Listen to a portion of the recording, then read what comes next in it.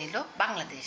প্রিয় শ্রোতারা, ঠিকই শুনেছেন, বাংলাদেশের বর্তমান তত্ত্বাবধায়ক সরকারের প্রধান নোবেল বিজেতা মোহাম্মদ ইউনূস যখন পাকিস্তানের সঙ্গে ভারতের শিলিগুড়ি করিডরে 20 কিলোমিটার প্রস্থে চিকেন নেকের দখলের ষড়যন্ত্র শুরু করে দেয় এবং পরিত্যক্ত বিমানবন্দর পুনরায় সংস্কারের প্রস্তাব পাকিস্তান ও চীনকে দেয়, ঠিক একই সময় বীর বাংলাদেশি জনগণ স্বতঃপ্রণোদিতভাবে চিকেন নেকের দখল নেয়।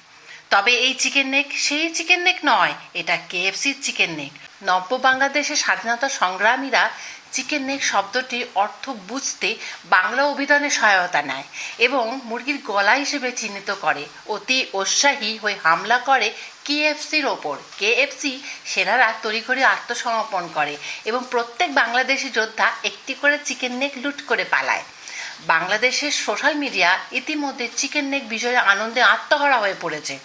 তারা 69 টিভিকে সাক্ষাৎকারে জানায় তারা আজকের দিনটিকে চিকেন নেক বিজয় দিবস হিসাবে প্রতি বছর পালন করার জন্য প্রধান উপদেষ্টাকে অনুরোধ করবেন। প্রধান উপদেষ্টা আশ্বাস দেন তিনি এই বিষয়টি